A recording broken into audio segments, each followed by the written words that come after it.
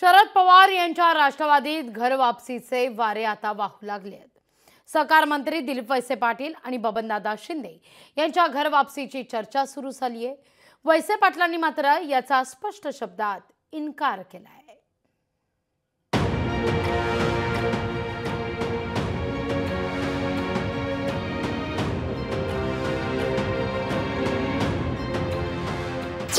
वळसे पाटील बबनदादा शिंदे शरद पवारांच्या संपर्कात। दिलीप वळसे पाटील शिंदेंच्या घर वापसीच्या चर्चा। वळसे पाटील यांच्याकडून मात्र पक्ष बदलाच्या चर्चांचा इन्कार। विधानसभा निवडणुकीच्या तोंडावर शरद पवारांच्या राष्ट्रवादीत घर वापसीचे वारे वाहू लागले। लोकसभा निवडणुकीपासून कुंपणावर असलेले दिलीप वळसे पाटील स्वगृही परतण्याची चर्चा आता जोर धरू लागलेली आहे।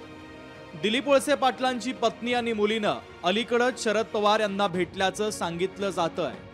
त्यावरून त्यांच्या घर वापसीच्या चर्चांना वेग आलाय। अनेक नेते शरद पवारांच्या संपर्कात आहेत, पण कुणाला पक्षात परत घेण्याआधी निष्ठावंतांचा विचार करू असं रोहित पवारांनी म्हटलंय।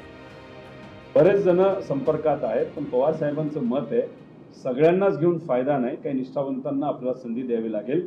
त्यामुळे आता पवार साहेब ठराविक लोकांचाच कदाचित विचार करतील आणि तो ठराविक आकडा जो आहे तो फार कमी असू शकतो। विरोधात असले तरी अनेक नेत्यांच्या गाठीभेटी होत असतात, त्याचा वेगळा अर्थ काढण्याची गरज नसल्याचं राष्ट्रवादीकडून सांगण्यात आलंय।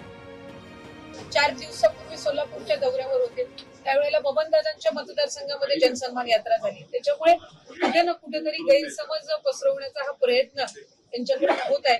त्यामुळे आमदार हे अजितदादांच्या पाठीशी ठाम आहेत आणि ते अजितदादांच्या नेतृत्वाखालीच निवडणूक लढवतील याबाबत आम्हाला काही शंका वाटत नाही। स्वतः दिलीप वळसे पाटलांनी या चर्चांचा इन्कार केलाय।